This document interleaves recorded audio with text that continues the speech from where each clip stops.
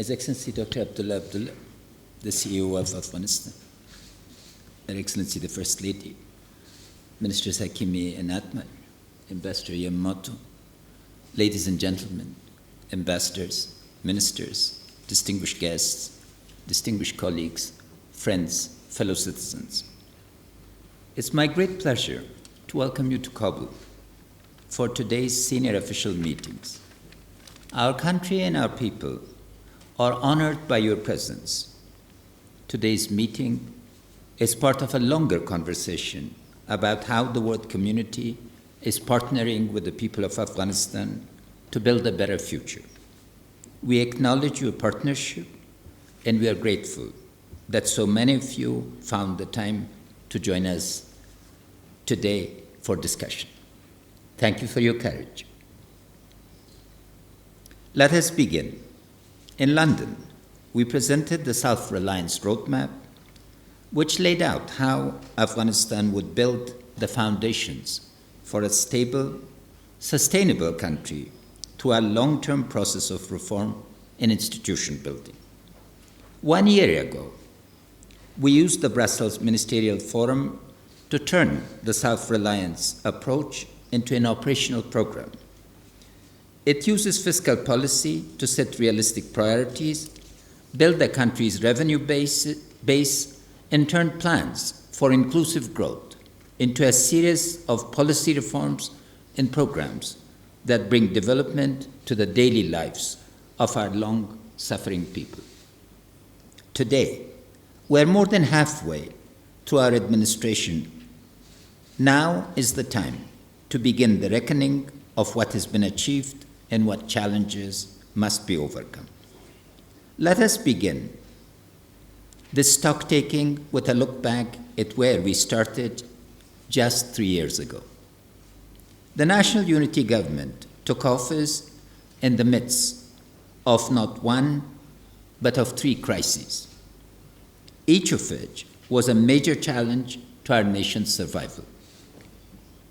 First, with the foresight of the international community's pending withdrawal, Taliban groups and its affiliates launched an unprecedented and bloody attack on our government and people.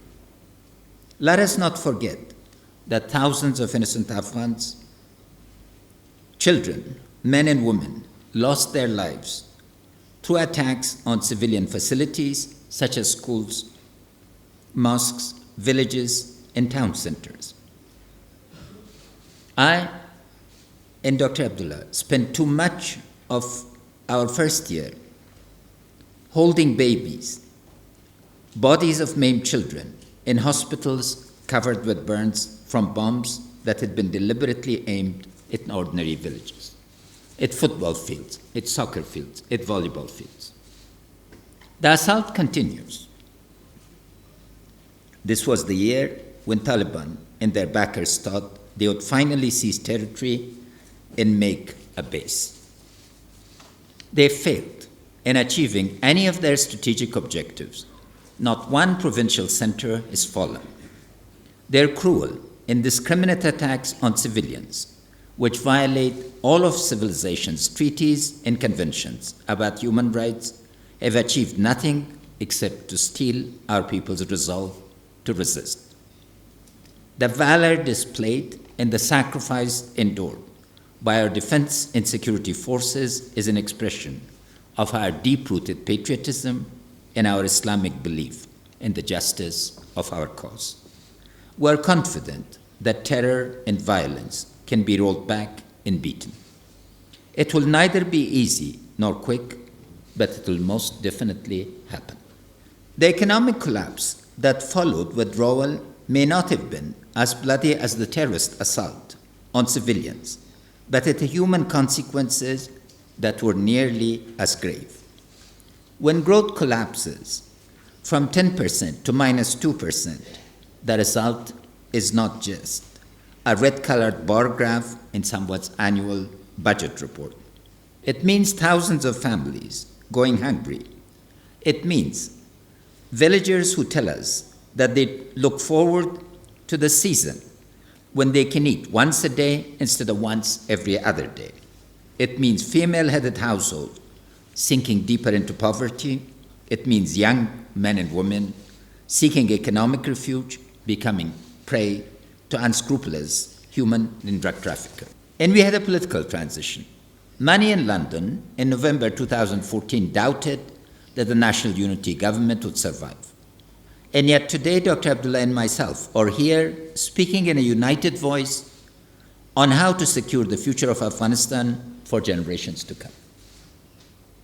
Making sure that the presidential election of 2019 meets the highest international standards and that the parliamentary and district council elections of 2018 provide the foundation for integrity and transparency is among our top priorities. Having paid a high price for disorderly and violent succession of high office through our history, we are dedicated to ensuring that orderly constitutional succession to high office is our legacy to the future. Yesterday, you heard from the First Lady and other Afghan women leaders. You also interacted with Dr. Qayoumi, our distinguished international leader on education and infrastructure, and a number of ministers and deputy ministers on drivers of inclusive growth and our programs and projects for infrastructure. The 2 hours of listening to our women in conversation was a singular pleasure, for it demonstrates the remark of our German colleague that Afghan women now own the discourse and the practice of empowerment. I hope that the other 2 sessions were equally productive. Leadership and management in Afghanistan is undergoing a generational change, and I'm proud to be a catalyst in passing the torch into the capable hands of the generation of 1990s, and hopeful that they leave their mark in our history as the great generation that succeeded in overcoming conflict, criminality, and corruption through commitment, compassion, and courage. I urge my colleagues to hone in their listening skills to distinguish between noise and emerging patterns, and to appreciate the wisdom of our citizens expecting civil servants to be their public servants. Throughout today, you will hear from other ministers, civil society, and private sector on the ways we have tackled Afghanistan's developmental challenges, not all of which have been as visible as needed. We approach these problems by way of introduction to this senior officials meeting.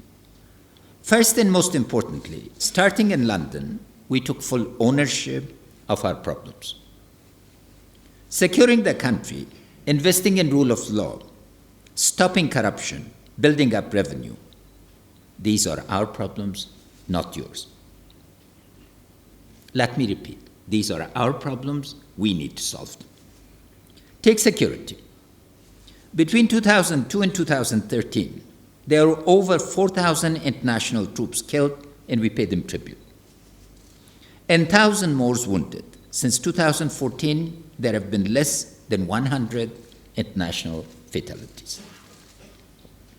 The blood being shed is Afghan. And I make no pretense of hiding the fact that the numbers of dead and wounded on both sides of the battlefield are truly horrific. Taliban groups and their supporters, however, are responsible for this bloodbath, as they rejected the offer of the government of national unity for peace through political dialogue. But when war is imposed on us, we Afghans are not shying away from the defense of our country.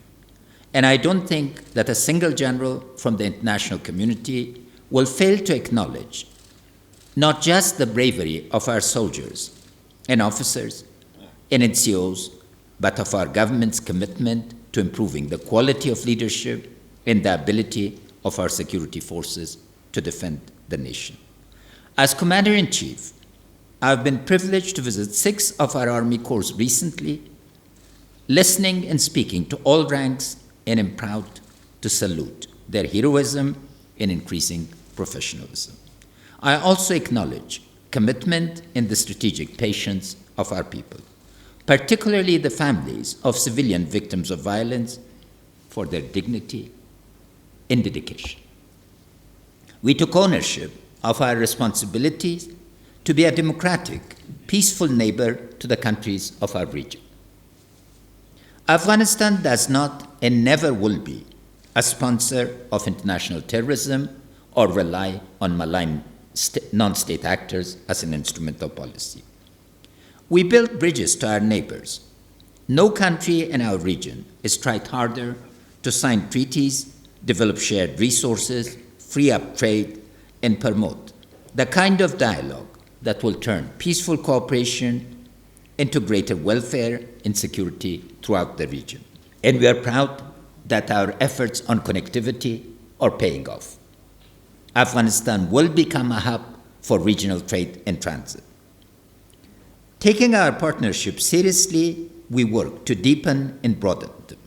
And Warsaw and Brussels are illustrations of this. We took ownership of our responsibility to stop corruption.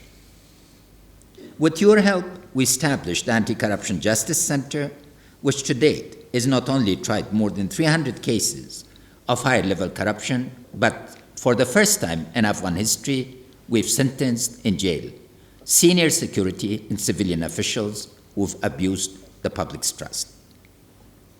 I salute the Attorney General, the Chief Justice, and all our officials who have displayed remarkable courage and conviction to secure these gains for our people and for our citizens.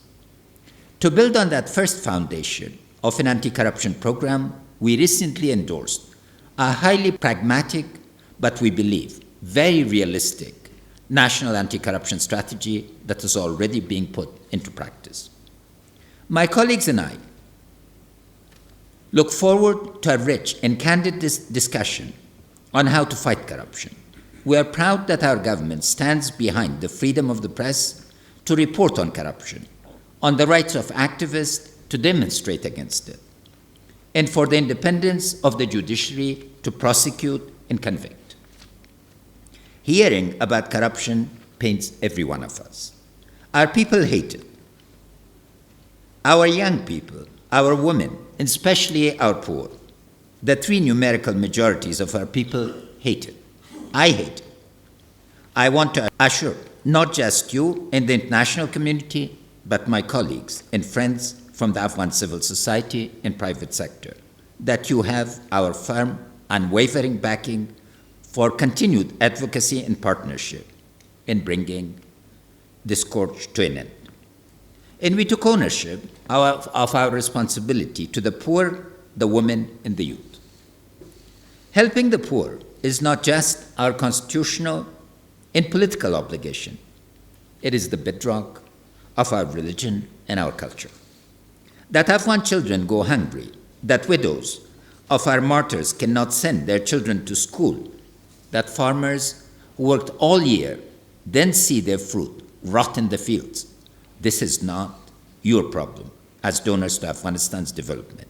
It is our failing, and it will not continue. It will not be permitted to continue.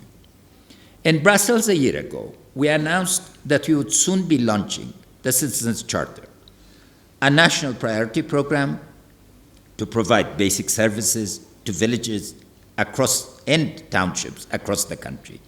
Today, the Citizens Charter is operating in 2,200 urban and rural communities across the entire country, and will not only reach its first-year target of 2,500 community council, but is doing so well that we are already accelerating its scaling up. In Brussels, EU Foreign Minister Mogherini, the First Lady, and I launched the National Program for Women's Economic Empowerment. As of today, 67,000 poor women have been supported in agricultural activities. 35,000 women have received training and support in how to raise and market livestock. And our Ministry of Finance has already authorized the hiring of 3,000 women, contract teachers, so that Afghanistan's newly returned citizens can be assured that their daughters will be both literate and numerate. If investing in a girl's education changes 5 generations, ignoring the poverty of female-headed households condemns several generations to abuse, exclusion, neglect, and violence. The economic empowerment of women is crucial. There are biographies of 60 women, addicted husbands, widows, orphans, who have changed their lives through becoming model farmers. In taking a small step, each one of them collectively, they've taken a giant step. What's the outcome? Children who eat and are not stunted. Girls who attend school and their stationery is paid for by their mothers. Access to protein that was denied to many other households. In learning from small, we need to learn to scale up and address the larger problems.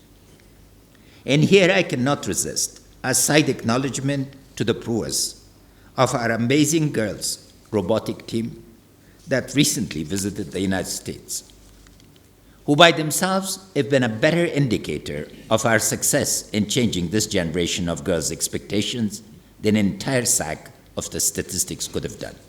I can assure you that there are hundreds more such girls. And there will be thousands and then millions. If taking ownership of our problems was the first precondition for action, the second step was to recognize that we needed to build better systems and not just better projects. Our London paper promised to deliver reforms in 7 key areas. First, we said that we would tackle the underlying drivers of corruption. You have with you our newly issued National Anti-Corruption Strategy.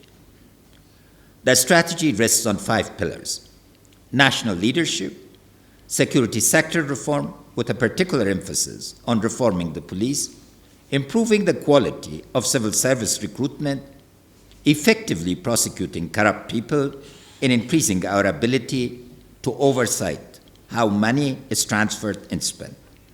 And while anti-corruption will always be a whole-of-government effort, to be realistic, we give first priority to aggressively pursuing corruption in our 9 top security, revenue, and expenditure ministries, with particular roles for private sector and civil society engagement. These are monitoring and advocacy roles. However, confident we are in this strategy, one major area where we have not yet had the space to act as decisively as needed is in controlling the linkage between the narcotics trade and corruption in government. We have not forgotten or ignored this issue. However, we first need to provide the reinforcement that our security, judicial, and anti-money laundering institution will need for those efforts to succeed. And I'm very pleased to share that Ministry of Finance's central bank have been removed from the gray list on financial flows, and now we are fully accredited member for banking transactions with the international banking community. We discovered just how deep-rooted the corruption drought had spread throughout our body politic when our civil society partners and we began doing serious investigations and reviews. I would like to say a special thank you to our friends in MEC, SAGAR, and civil society who are rigorously turning over the rocks to find the corruption beneath. You will be hearing in today's session the most recent finding that the education program that so many of you have so generously supported over the years nevertheless proved to be riddled with politically inspired corruption. It takes a special form of perversion to steal the education from a child. And you can rest assured that there will be a thorough response that includes criminal prosecutions at the very highest level and a total overhaul of that ministry. Second, we promise to provide better governance. Electoral reforms are underway. We're keeping our commitment to holding parliamentary elections on July 7, 2018. We've also proposed accelerating the deployment of biometric voting registration machinery to ensure that voting in the 2019 presidential election is as transparent and free of fraud as possible. Dr. Abdullah and I are committed to hearing the views of civil society and the Afghan political class on making sure that the Independent Election Commission is responsive. They are independent, but they must be supported, and we call on international community and civil society to have observers in support. Beyond elections, we're strengthening governance in ways that reach the lives of ordinary Afghans. Over 30% of our judges and prosecutors have been changed. Every single appellate judge in 34 provinces of Afghanistan has been changed. We spend more than $1 million from our own budget to hasten the retirement of superannuated prosecutors with a new generation of certified legal reformers. And with the impending launch of both a new system of land courts and the subnational governance strategy will bring a functioning justice sector to the provinces and districts where the majority of Afghans live. And rest assured, whenever government land is involved or government property is involved, the deed will be issued both in the name of men and women. Third, we promise to put the government on the pathway towards fiscal sustainability. By no means would we say that this job is done, but let me pay special tribute to Minister Hakimi and his colleagues for making immense progress. We have been disciplined partners for the IMF. You will hear from our finance ministry that we have exceeded every one of our revenue targets. We continue to put our fiscal house in order after 14 years of wastage and lost opportunity. And I'm pleased to invite you to pay special attention to the reforms being put in place to clean up customs and deliver a budget that would be truly predictable and outcome-oriented. Managing expenditure within constraints is the other part of fiscal sustainability. This will be the first year that the budget we will be sending to Parliament is one reflecting the fiscal realities of our country. Fourth, we committed to reforming our approach to development planning. The system of development councils and national priority programs that we proposed in Brussels is up and running. Yesterday, a question was raised as to how we coordinate, how we solve the problem of coordination between ministries, the councils, Madam Pampaloni, or the web.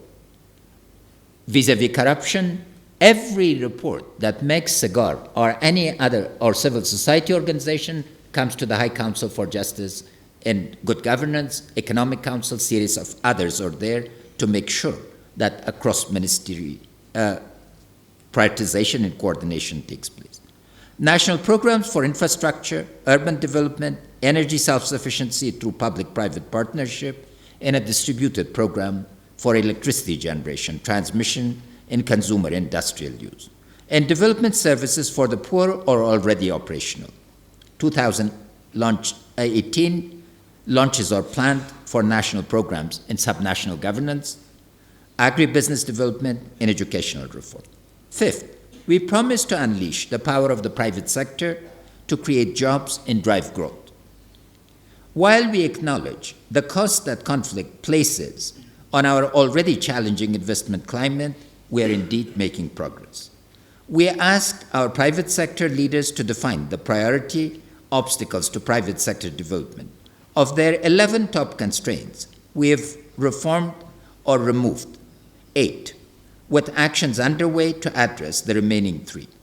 Better business licensing has been advanced, punitive tax penalties were abolished, public-private partner legislation developed, and we are currently looking at innovations such as targeted tax holidays, investment promotion boards, and a high-level reporting mechanism so that demands for bribes from investors get quickly escalated and resolved. But we are not satisfied. Afghanistan cannot continue growing in single-digit figures if we ever hope to escape poverty and bring stability to our country. We must speed up reform. We have built the machinery for investing in growth, but we need to ruthlessly cut out waste and obstructionism. Too many private interests are blocking the public good, and they must not be permitted to do so. Corruption and red tape are enemies as potent as anything that the Taliban and terrorist groups can field against us. For this reason, we will be accelerating our private sector reform program, simplifying pro-investment regulations, in encouraging international partners to bring in their expertise and capital to develop our resources and create jobs for our people. Our commitment to private sector development is not in doubt, nor is our potential. Afghanistan is tremendous mineral and natural resources, but to get them from deep underground to those places where they create jobs and support national growth will require commitment to private sector reform that I'm here to give you on behalf of the Government of National Unity today. But for us to create a favorable, predictable, and well-managed investment climate, we are going to need a lot of help to build skills needed to prepare viable, competitive tenders, to manage corruption-free licensing, to manage bids and contracts with full professional expertise and institutional ability, and to arbitrate disputes fairly and legally. We've been frightened by the curse of plenty, and we do not want to fall prey to wasting our natural resources for the sake of a small minority and sacrifice the majority of our people. This is a long way to go, but we now have credible reform roadmaps in ministries like mines and petroleum, which in the past resisted a change to competitive markets rather than government controls. We will need your best ideas for what will bring inclusive growth to our country, and we look forward to a lively discussion today and in the months ahead. Sixth, we said that we would ensure citizens' development rights.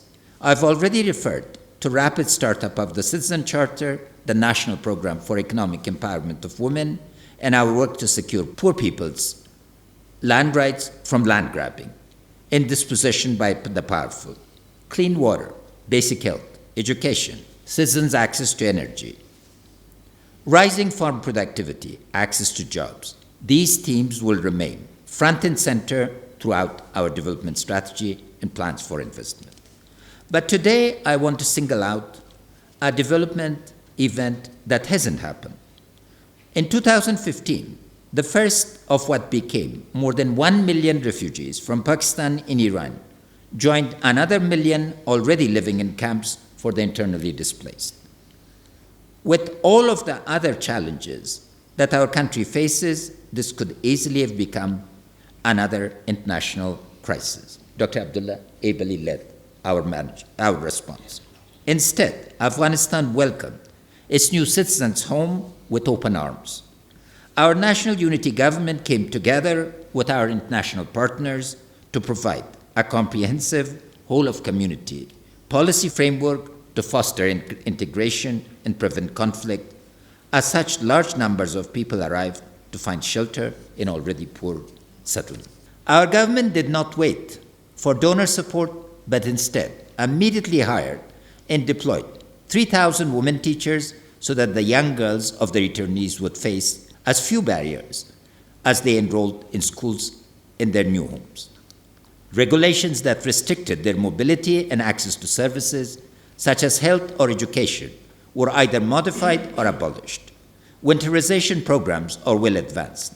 Planning for programs to reduce the time that returnees spend in camps and instead become economically vibrant members of host communities are already underway and will be expanded.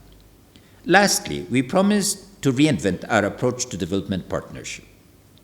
I've already referred to our push to build up trade and stability arrangements with all of our partners. I again emphasize our commitment to constructive diplomacy with Pakistan so that our entire region can build the trade machinery that will bring about peace and prosperity. We've also done our best to reform aid. By now, there can be no doubt that on-budget aid through our national programs, such as the Citizen Charter or our national health programs, is far more effective at bringing the scale and scope of development to large numbers of Afghans in ways that off-budget aid simply is not set up to achieve. We have already described our fiscal reform roadmap, and we continue to work closely with the IMF, the World Bank, and ADB to make sure that all on-budget aid will meet international standards for fiduciary control and end-use oversight. But we need to do more. Development assistance needs to work at scale. It needs to build systems, not projects. We need to be able to show the people in newly stabilized regions that our government can bring them sustainable, corruption-free jobs, justice and services, not one-off programs. This will be challenging, but we are no longer starting from scratch. Innovative donor programs such as EU's excellent state-building contract, the American government's new development partnership, and the ARTF's ongoing incentive program show that properly designed on-budget support programs can bring about the reforms and investment that are so badly needed. We would like to see more of your aid go through such programs that are every bit as much in your own national strategic interest as they are in ours. Our record of matching words with deeds should help convince your government and people, particularly the hard-hit taxpayers, that you have a partner in the government of national unity that shares your democratic values and is focused relentlessly on ensuring our shared interest in security. I thank each one of you in your countries for not only staying the course, but also expanding in your support in Warsaw and Brussels, and through bilateral and multilateral mechanisms. Together, we have created a platform for cooperation that can result in the replacement of a vicious circle of chain-linked problems with a virtuous circle of chain-linked solutions. Combined development across core functions of the market, society, and state is not merely desirable, it is feasible. As we are meeting in a changed context, let me urge all regional, international, and national stakeholders to take stock of the context and respond to it constructively. President Trump's imaginative South Asia strategy is providing a new context for reassessment to renounce violence and war and to embrace dialogue and cooperation. We welcome and strongly endorse the strategy and stress that its primary objective is to ensure security and stability in the region, thereby helping secure the world from the threat of terrorism. We learned to lead and manage under conditions of radical uncertainty, never losing our strategic focus or our strategic patience. As the First Lady stated yesterday, our people are now living and planning within a horizon in context of relative certainty. This is a great payoff of the new South Asia strategy, and we welcome it. Given the platform of transformation in the change context, let me conclude with some broader questions that must be considered. The question of legacy matters.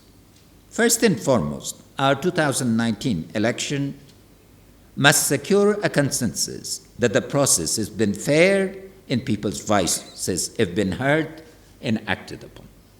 Second, democracy must be institutionalized. I have flagged the investments that we are making in building the foundations for a self-reliant Afghanistan. But as critical as economic growth, regional trade, and even domestic security may be, there is one reform whose importance trumps all of them. We must advance the rule of law. The Constitution is our statement of values and the national consensus for how disputes and disagreements get resolved without the use of arms and violence. Our Constitution defines our people's rights and obligations and obligates the state to advance and protect them. It is the bedrock on which all else stands. The stories that you hear in the discussion that you will have today are the means by which constitutional government in Afghanistan will continue to replace violence, patronage, and corruption. Our state cannot continue to be the private property of a small and corrupt elite that profiteers on the suffering of our people. As I was preparing for this speech, a friend visiting from overseas was marveling that you could draw a long arch from Kabul in any direction, and you would not find as much freedom of speech, as much freedom to criticize, or as much commitment to reform as what you see in Afghanistan today. Despite our challenges, we cannot and should not forget that we are indeed making progress. Third, we must secure peace. I call once again on Pakistan to intensify the state-to-state dialogue with us to secure regional peace and security. Providing sanctuary to malign non-state actors is conduct unbecoming responsible international stakeholders in the 21st century.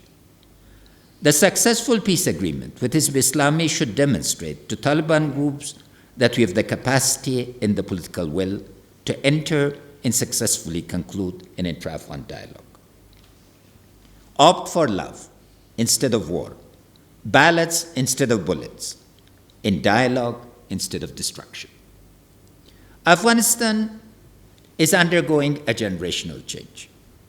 We are nurturing a whole new generation of young reformers, and we continue to break the patronage of the past with the practical realization of a government that is based on merit, law, and rules.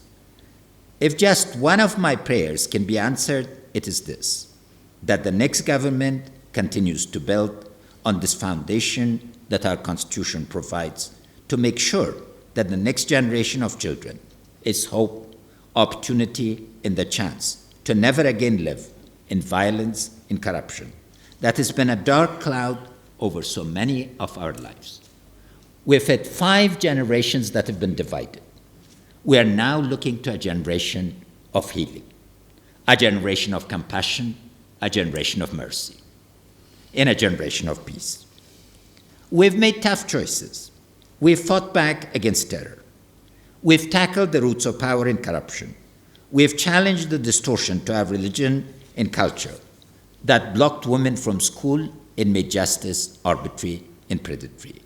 We will leave the field scarred and bloodied, but determined to succeed. But we will leave behind hope, because imagination is vision, is returned to our country. The land of Rumi, known as Maulana to us, Amir Ali Sher Nawai, Khushal Khatak, and our other literary giants across centuries is once again producing first-class poetry and prose. 17 years ago, the language, it nearly died. From penny novels to epic poetry, from the transient to the enduring, from the existential to the civilizational, our women and men are hard at work to demonstrate that collective imagination is giving voice to our national hopes and aspirations to lead secure, meaningful, and prosperous lives. You have my very warmest best wishes and thanks for being such great partners and friends.